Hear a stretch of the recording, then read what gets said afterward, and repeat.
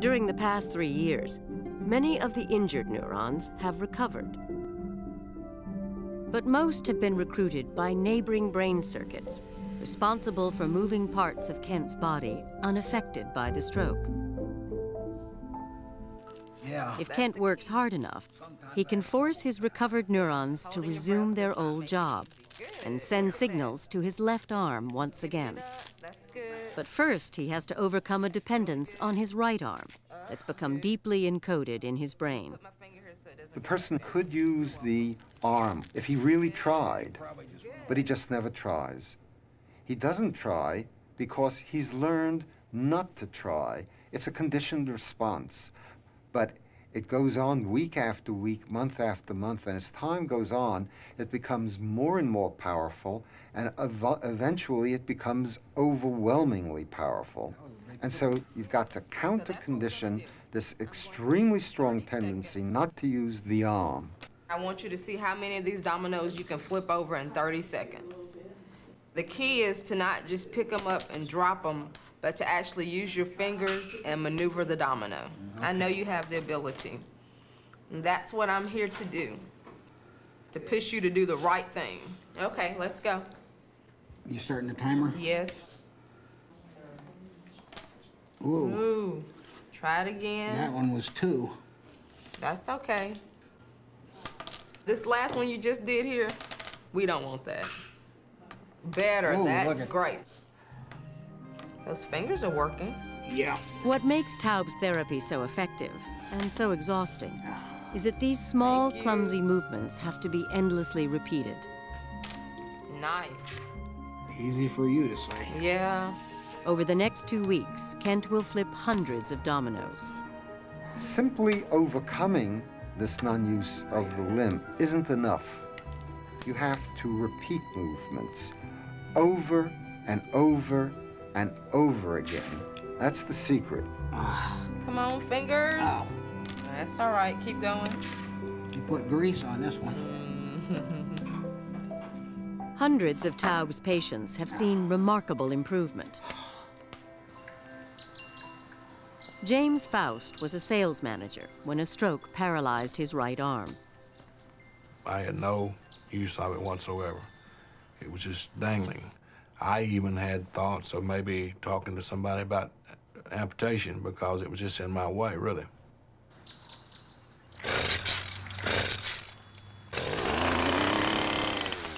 But after 2 years of paralysis, he went to see Edward Taub, and his life turned around. 2 weeks or 3 weeks after that program, we were out to eat dinner one night, and I looked over at my wife, and her eyes were wide, and her mouth was aghast. And I said, "What's the matter?" And she said, "Look at your right hand." And I did, and in that right hand was a steak knife. And I was cutting up my steak as if nothing had ever happened to that hand. Encouraged by his progress, Faust continued his exercises for years. I have no problem doing anything I want to do with my right arm. I can drive my car, I can tie my shoes, I can brush my teeth, I can shave, I can do anything I want to do. The human brain is an enormously plastic instrument. The amount of area of the brain that is involved in producing movements or receiving sensation keeps changing continuously based on the amount of use that part of the body gets. And it turns out that no matter how old a person becomes, no matter how aged the brain is, that plasticity remains undiminished. Taub has found that after just 2 weeks of therapy, the part of the brain that controls the crippled limb has expanded back to its original size. Just why is still a mystery. In introductory psychology courses, when I first went to school, they used to say some people think of the brain as a muscle, and that was invariably followed by the professor laughing and saying the brain isn't the muscle.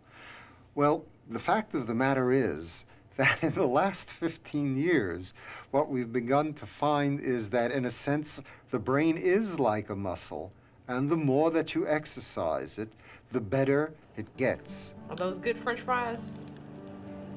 Yeah, they're pretty good. Okay. After 2 weeks of therapy, Kent Miller is eating with his left hand Good. for the first time in years. Break my neck getting to it, though. Good, good. That's good.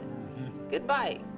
I know I'm a lot farther along than I was, because I really wouldn't use my left hand.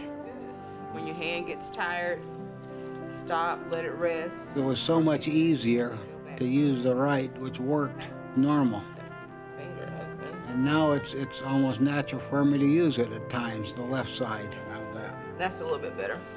One thing I gotta watch is that I don't bite my fingers. Yeah, because you kind of want to keep those. That's another thing. It's easier to go down after something than sometimes lift the arm and up to where it is. One of the things they want me to do is to comb my hair. And I just can't hardly get up there where I can get to my mouth okay. And that's neat.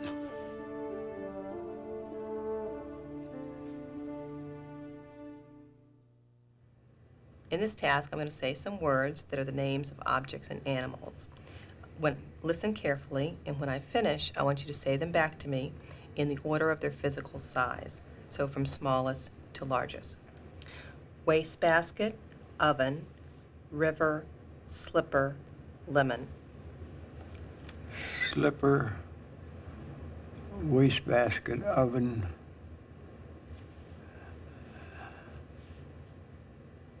Yeah, what the last one you said there? I've forgotten it already. While only some of us suffer from strokes, all of us worry our minds may start to fail as we get older. I'd like you to point to the same blocks in the same order. Here's the first one. This lab at the University of Michigan studies how age affects mental performance.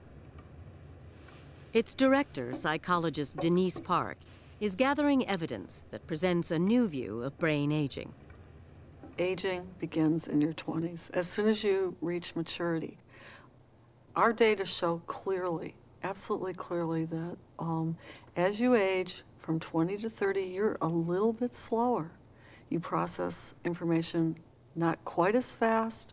You can hold a little bit less information in consciousness, and you recall a little tiny bit less from 20 to 30, and from 30 to 40, the same thing, and so on and so forth. Then suddenly you're 70 and you start really noticing, perhaps, that these continuous declines have aggregated. And you may realize that you're not cognitively what you used to be. Now, this is especially true of memory. And the more unfamiliar the information, the more trouble you're going to have. You're going to remember familiar stuff. But if I bring you in my lab and ask you to remember a list of words, you're going to see that age-related decline.